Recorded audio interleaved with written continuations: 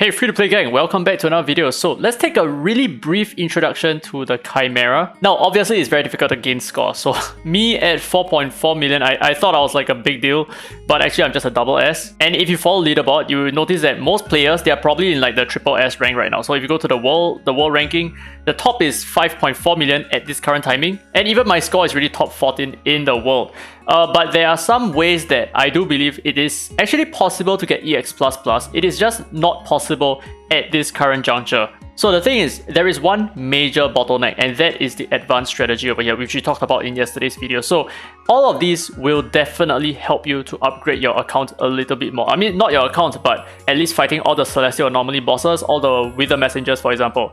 This is extremely important in order for you to gain some extra stats that would be used in beating these two bosses, as you can see over here. So that is of course step one. So the thing is, you will need to grind this out a little bit. This is not going to come to you so soon. So it's very important that you clear your Wither Messenger like I talked about, so that your AFK rewards become a little bit better and you'll be able to face off with the Chimera a little bit sooner as well.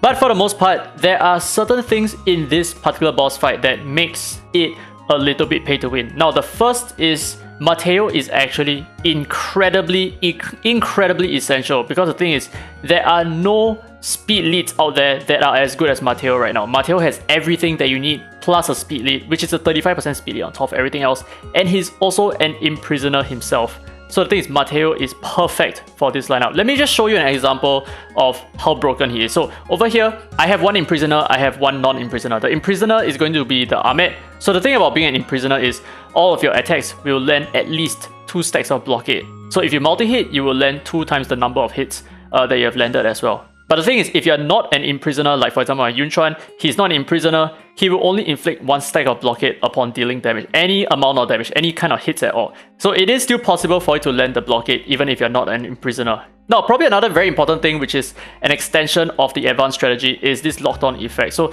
the higher level your locked on effect, which you can increase via the advanced strategy, what I think happens is the boss stays stunned for a longer period of time. He stays locked down for a longer period of time, which is essentially this upgrade over here. So it's going to be very important for you to, luck out on these essences, these divine blockade essences. And how you can get those is either by doing the Wither Messenger, or you can get it via the power supply. So the thing is, right now my power supply is able to drop all of these items. So one of them is going to be Divine Essence Blockade over here. I think I said it wrongly the other time.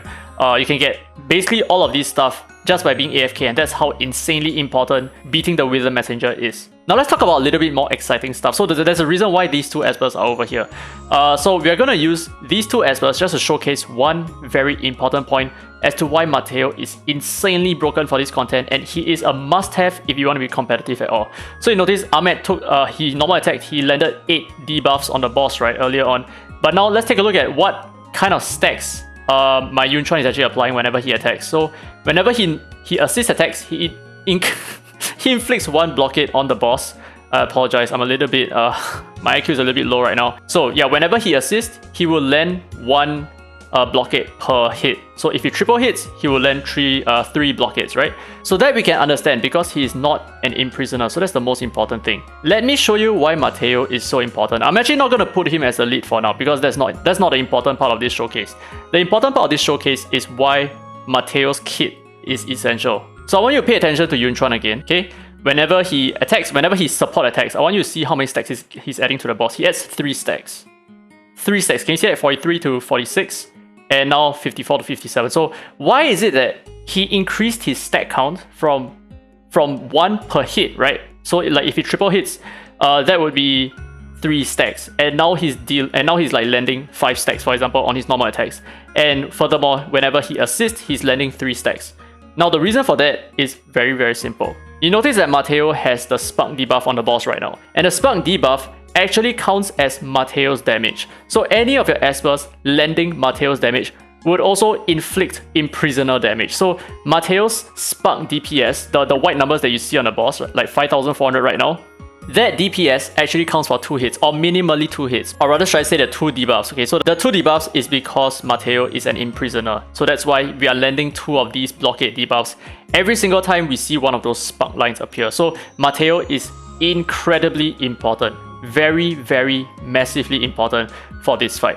Without Mateo on your lineup, you're probably not going to be able to land all the extra blockade debuffs that you need in order to stop the boss in his tracks. So knowing that Mateo is essential, and let's figure out the rest of the aspects that we should put into this lineup. So right now, what I can think of is probably using Sienna because she provides a lot of speed buff, she provides a lot of attack up buff, but the thing is, if you do not have a Sienna, or let's say your Sienna is below R2, right? So if your Sienna is R2, R1 or R0, I wouldn't recommend you to use Sienna. Instead, I'll recommend you to use Alice instead. So if you do have an Alice, then she's a great option. If not, you can always buy Alice via the Wish Pool. So Alice over here, they kind of do the same things. And Alice normal attack will also call an ally to assist, which is also super helpful. Whenever you assist, you're able to land more blockade debuffs on the boss as well. So I think, to finish out this team, we're actually not very concerned about our sustainability because when the boss uses his ultimate attack, we're actually going to get wiped. So Ahmed is here just because we need a little bit of healing, but apart from that, we do not need Gabriel in the mix. I don't think it's that essential. Instead, what we can consider is probably using another Imprisoner, like maybe Elaine. Elaine is also one of the better choices right now because she hits 5 times,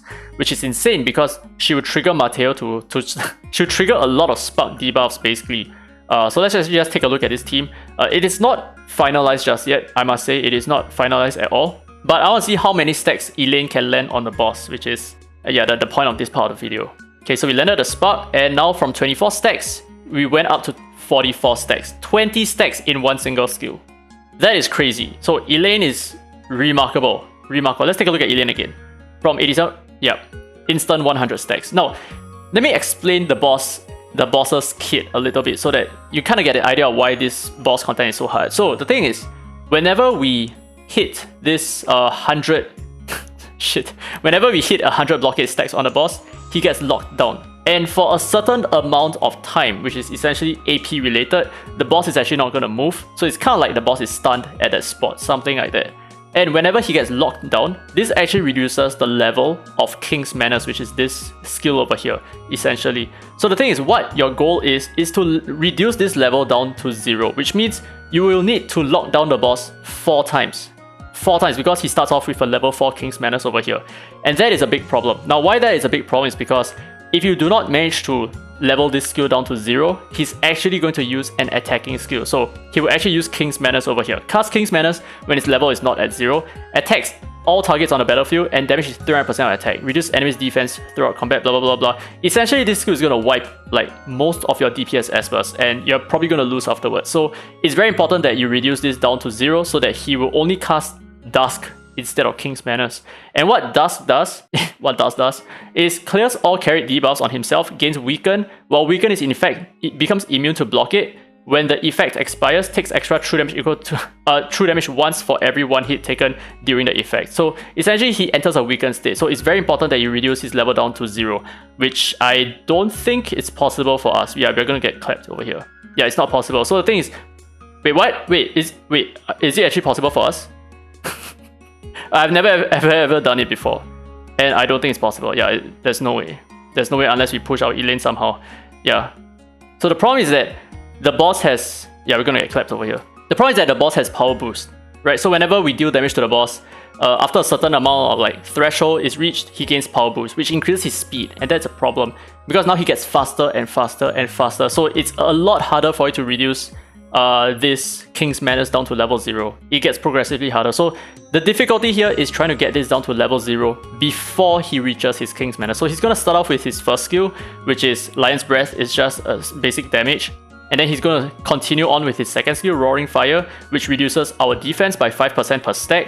And then he's going to go back into his Lion's Breath and then Roaring Fire and then finally his ultimate attack. So within his first 5 turns, you need to lock him down 4 times. That part is very, very difficult. Now the thing is, if you do not have espers like Mateo, you can forget about it. You're probably not going to be able to lock him down so efficiently. And if you do not have espers like Unas, you're probably not going to have a very good time as well. So for me, I do not have Unas right now. It is very difficult for me to gain the AP so that we can cycle and lap the boss a few times. So one strategy I'm thinking of is to reduce your damage by a significant amount so that you increase your speed and you do not give the boss so much power boost along the way. So it's easier for you to force the boss into a level 0 state by making sure that his power boost is limited right now. So number 1, the boss is not fast, and number 2, it's easier for you to reduce the boss's ultimate skill level down to 0, and that's how you can actually achieve higher and higher scores. So the thing is, I don't think it is actually possible for you to survive through 2 entire phases like that. Like 5 different attacks and then 5 more attacks. I don't think it's going to be possible unless you have upgraded the rest of your advanced strategies, right? So this thing over here, this thing needs to be very, very well upgraded in order for you to do that well in the Chimera. But maybe a final tip for you guys, if you guys want to chase the score a little bit. One thing that is very important for your Espers here is that they need to be on the Avatara set. And as you can see, not all my Espers are on Avatara set, which is a big problem. So this Yunchuan here needs to be on Avatara as well. Elaine probably maybe not so important to be on Avatara because she only single hits on her first skill. But for Sienna, she definitely needs to be on Avatara, which I do have. So right now, I need 2 Espers to be on Avatara. Number 1, I need Mateo to be on Avatara. And number 2, I need Yunchuan to be on Avatara as well. And of course, the reason is very simple. When they counter-attack, they are going to give the boss a lot of blockade debuffs. And it's going to be a little bit easier for us to achieve that level 0 ultimate attack. I think that's the main important thing right now. Okay, so I went ahead to give all my Espers Avatara sets. So here are their stats, here are their equipments. You can confirm they are all on the Avatara set. And if you guys need an idea of how strong your Espers need to be in order to perform maybe something similar to what you're about to see, I'm not sure whether it's going to be good or not, but I have some strong faith. So I'm looking at maybe trying to meet my current score or slightly better depending on how lucky we are. So the thing is, this is completely based on RNG right now because we have 4 chances to proc a lot of Avatar procs, and that should help us to lock down the boss a little bit more efficiently, I think. So now he attacks, he only single hits though, right? So that's a problem. His first skill actually only single hits. So he's not gonna like trigger our entire team to counter attack. But his second skill will AoE attack, and that is potentially where we can see some like huge lockdown effects. I think that's what we're gunning for right now. So we still have another 3 more levels to reduce, which is we only have 3 more attacks along the way as well, or rather 4 more attacks along the way. So time is very, very sensitive. So I even decided to give Elaine the Avatara set because when she counter attacks, she will still trigger 3. Oh no, she would still trigger minimally 4 stacks of the blockade debuff, just because we have the spark debuff on the boss. So we're currently on pace, and hopefully things turn out good for us. We didn't get any Avatar procs, right? No Avatar procs, so that is an unfortunate case of RNG. We didn't Avatar proc again! Okay, so now we are kind of screwed. And the reason why we are screwed is because we are not going to be able to re-lock down the boss. He's currently at level 1 and he's already halfway through the, his AP bar. So the moment he gets out of this lockdown state, he's just going to start rushing forward and he's going to use his ultimate attack, and that's about it. Yep. So I would like to try this again back end, and I'll show you guys the results afterwards. Okay, this is the clutch point. We need to full team counter attack when he lands his AoE attack. No. Wait, hold on. Can we actually do this? Oh my god, we did it! We did it! Nice, that's it! Level 0, oh my god! Yes! Level 0, wow. Okay, so now the boss is not going to land his AoE attack, so we can actually move on from here on. So this is the strategy, right? So I actually lowered my DPS a little bit, so as you can see, my score is like 3 point something million. It's not as good as in the first time when we actually managed to lock him down like so few times in the... Forget what I just said, okay, my English is bad. So now we just need to attack him many times. And the more times we attack him, the more true damage he receives afterwards. This is actually the first time that I'm looking at this, so I'm not very sure. How much damage did he receive? Okay, I'm not sure, but the thing is... Oh shit, so much damage, what the heck? He's freaking fast right now. Oh, that's it, we are done. So the thing is, right now he has a level 5 ultimate attack here, right? Level 5 ultimate attack, which means it's essentially impossible for us to reduce this down to level 0. I don't think it's possible unless you have your advanced strategies set up really nicely. But hey, we got a new top score, and this is basically how it's supposed to look like. Just try to counter attack and trigger that level 0 ultimate attack by doing so, and then you would be able to get a better score afterwards. So yeah, that's it. Nice new score, but it's still a double S. It's not even a triple S. Okay, but anyway, I hope you guys enjoyed today's video. If you did, don't forget to thumbs up. It really helps the channel, and subscribe for more Dislyte content. Now with that said, this has been Derry Free to Play, and as always, I will see you in the next video.